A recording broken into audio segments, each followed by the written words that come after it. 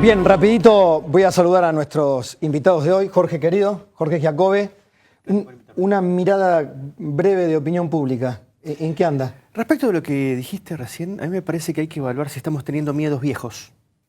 Porque me parece que el terror a que explote una gran crisis social porque la justicia vaya a fondo, me parece que no es tal. Eso pudo haber pasado en otro momento, las estructuras políticas pudieron jugar con ese temor, pero se dijo para las elecciones que si perdían, que si ganaban, que iba a haber unos líos de novela. No pasó nada. No pasó nada. Buen punto, lo anoto para cuando hagamos el conversatorio general. Natalia Olosín, un gusto tenerte, Natalia. Muchas gracias a vos. Abogada experta en rastrear corrupción económica. En eso estamos. Una especie de sabueso, ¿no? Bueno, pues, entre otras cosas. Yo sé que, mira, yo le he invitado a Natalia, voy a decir el backstage, porque te rastreé en Twitter y estaba muy enojada con este planteo. ¿Cómo es esto de gobernabilidad o impunidad?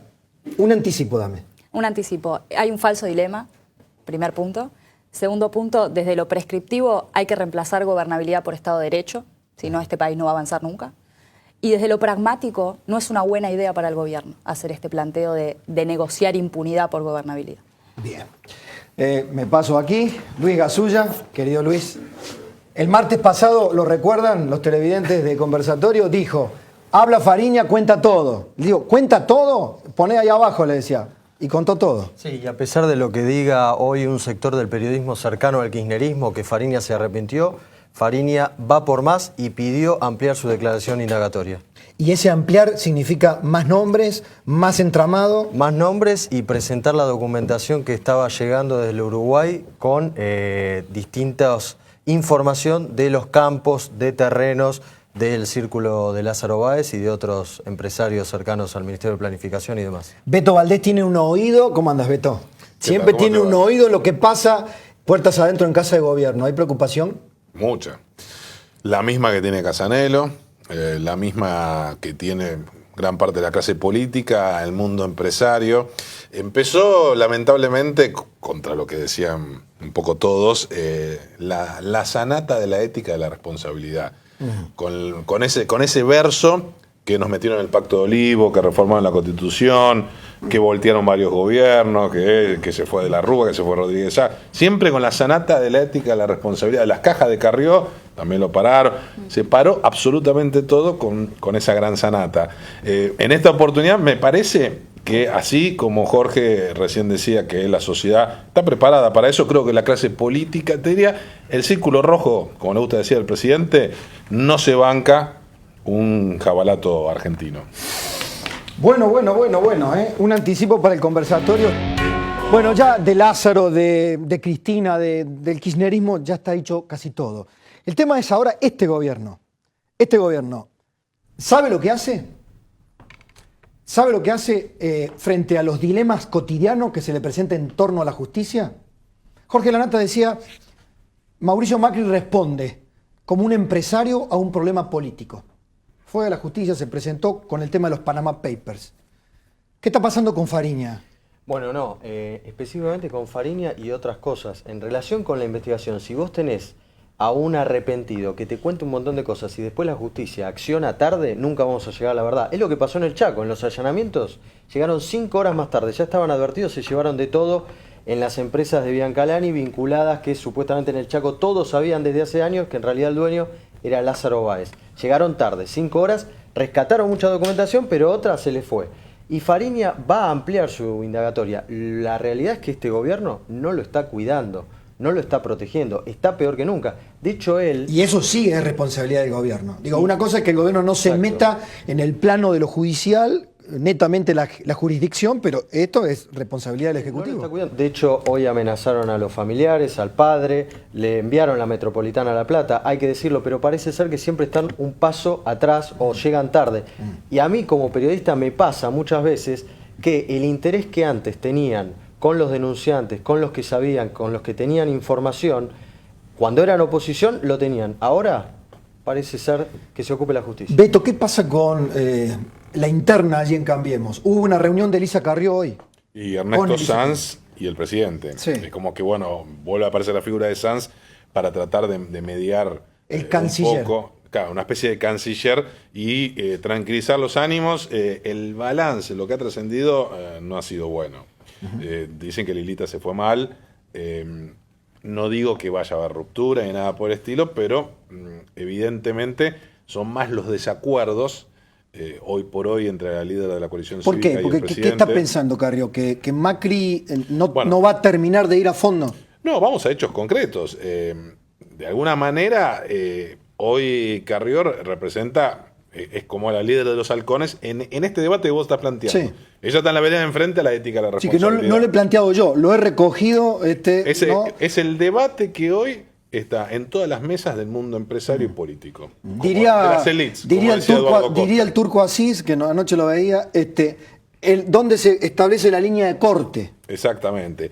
Y en función de eso, Carrió está preocupada por hechos concretos. Lo de Ollarvide es una muestra, el hecho, digamos, de que ella sea tema decidido, que no va a haber juicio político, que finalmente es un se escándalo va. eso. Obviamente que es un escándalo, Los pero radicales están con Carrió en eso. bueno, vos fíjate, no solo en eso, en muchas otras cuestiones. Lo de Laura Alonso, es decir, su continuidad o no en la Oficina Anticorrupción. Dame un segundo. Natalia, ¿qué opinas de la actuación de la Oficina Anticorrupción? La verdad es que ha sido lamentable. Me parece que esta es una de las cuestiones que el gobierno tiene que analizar en cuanto a plantearse frente a este debate de impunidad o gobernabilidad, frente a la reacción tardía, en algunos casos intempestiva que ha tenido el gobierno, insuficiente en el caso de los Panama Papers. Lo cierto es que si hubiera alguna sospecha de un acuerdo o una negociación de impunidad a cambio de gobernabilidad, cuando ocurra eso, la sociedad, frente a esto que ha hecho el gobierno en los Panama Papers y la actuación de Laura Alonso, no va a pensar que el gobierno hizo un acuerdo por nosotros, por la gobernabilidad. La sociedad lo que va a pensar es que hicieron un acuerdo por ellos, ¿no? Sobre todo cuando en el gobierno hay un montón de integrantes que la verdad es que del otro lado del mostrador estaban antes de llegar al gobierno, Claro. formaban parte del sector privado.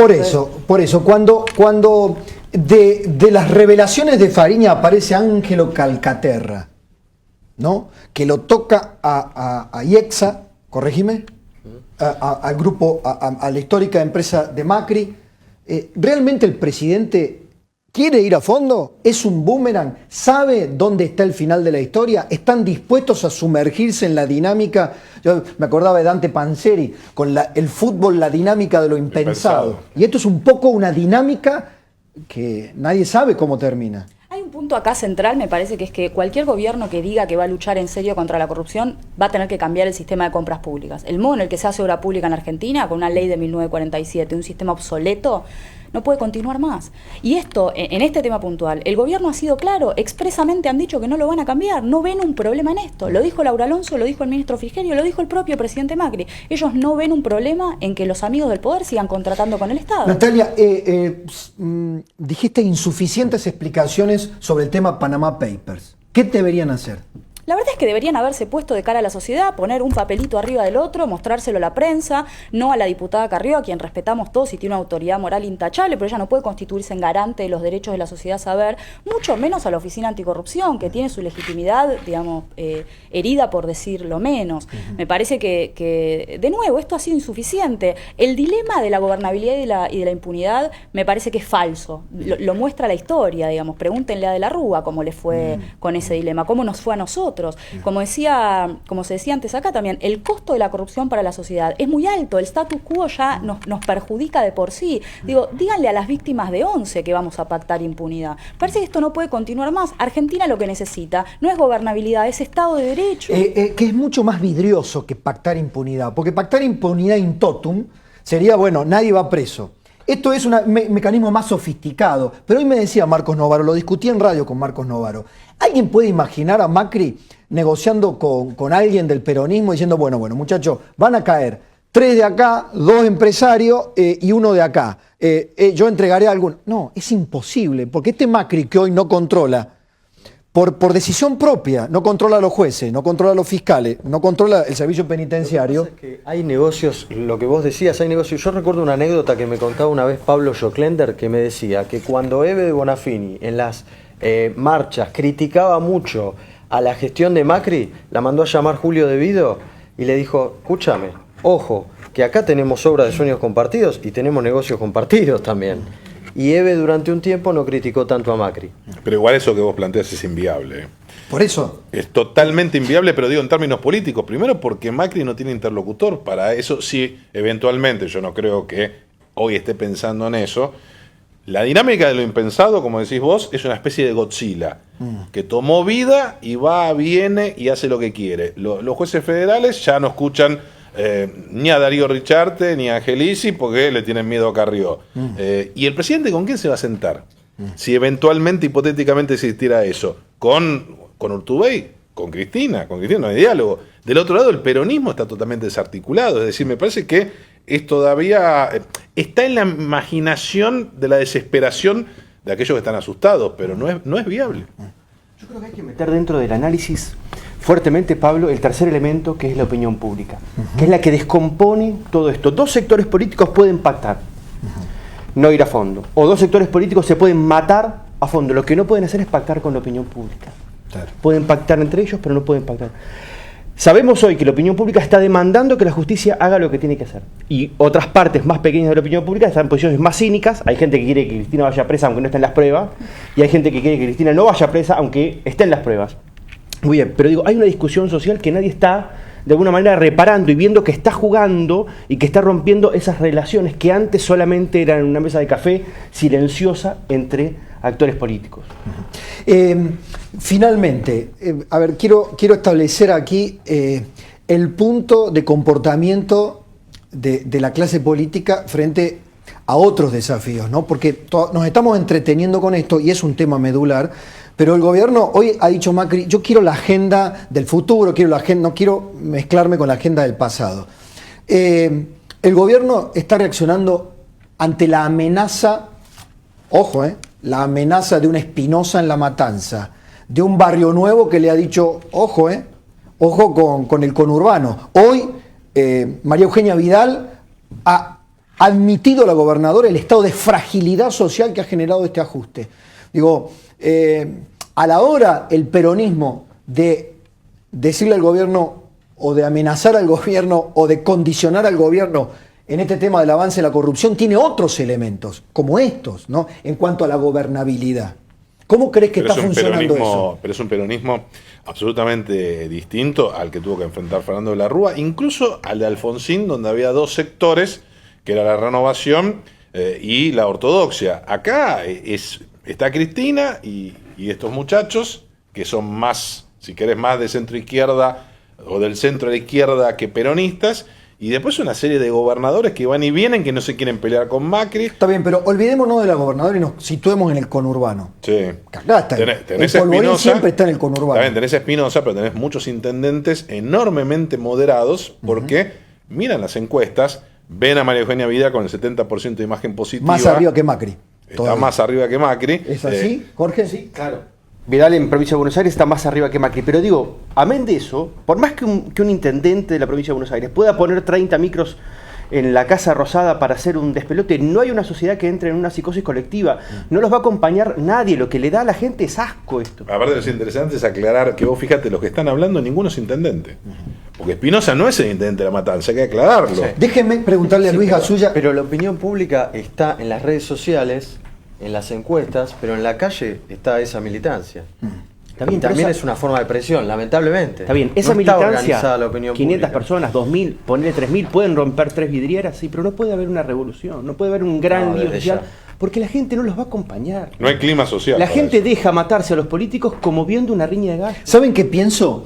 Porque ahora hemos tocado Pichetto, el peronismo. Pienso en los empresarios, ¿no?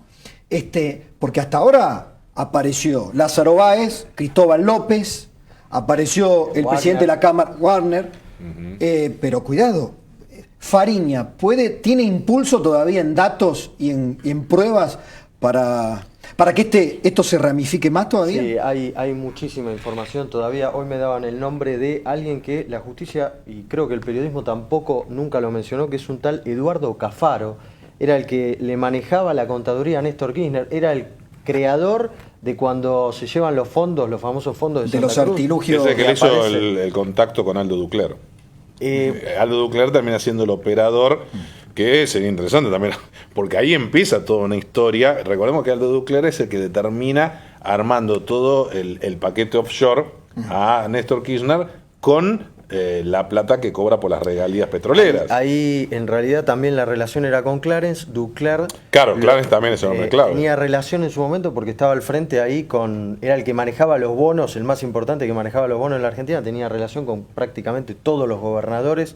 Y por eso también su el propio relación Domingo con Cavallo se lo Capitanich, ofrece. Néstor Kirchner, etcétera, etcétera. Domingo Cavallo se lo ofrece. Sí. Un tema estructural, vos que tocás la cuestión de los empresarios. Me parece que algo que esto, por ejemplo, Marcos Novaro no lo menciona. Él hace el análisis del núcleo de poder solamente en referencia al peronismo. Sí. También hay que entender, no es cierto que el núcleo de poder en Argentina no esté también en los medios de Sí, comunicación. Marcos lo llama el poder real al peronismo. El poder real también está, digamos, en el sector privado. Pareciera que en la Argentina, en verdad, la corrupción es una cuestión sistémica que involucra al sistema político y al sistema económico. Por eso no hay que tenerle miedo a los cambios, porque no va a haber ningún modo de reducir la corrupción si no afectamos aquello que está por debajo, lo que subyace, que es el sistema. Les voy a hacer una pregunta, en 10 segundos me la contesta cada uno.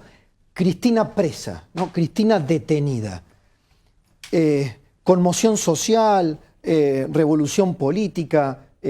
Ya me anticipaste una opinión tuya, no pasa nada, decís vos. No, va a haber una gran discusión social que va a ser un gran capital para la opinión pública. De ahí a que haya una serie de desmanes que volteen presidentes, Pablo, no. Yo no creo que la presidenta pueda estar detenida, por lo menos en el corto plazo, digamos, no parece que haya riesgo de fuga ni entorpecimiento de la investigación, me parece que es absolutamente Que es más una apresurado. construcción de la dinámica de los medios. Absolutamente, de todas formas hay que evitar la violencia, esto está claro, ¿no? No pasaría nada, tampoco creo que vaya a ser detenida este año, pero no pasaría nada. En Jujuy, Milagro Sala manejaba la provincia, está detenida desde hace cuánto. ¿Pasó algo? Bueno, hubo conatos pero terminaron Pero sigue detenida. diluyéndose. Bueno, estuvo muy duro Gerardo Morales, ¿no? Bancando la parada, que era realmente difícil. Me parece que mucho va a tener que ver si eventualmente... yo no descartaría la hipótesis que, no digo mañana, en el mediano plazo, puede haber una detención a Cristina, porque algunos dicen que en Comodoro Pi habría una especie de intento de procesarla y detenerla coparticipado. Es decir, con las diferentes causas que están dando vueltas. Como una mega causa.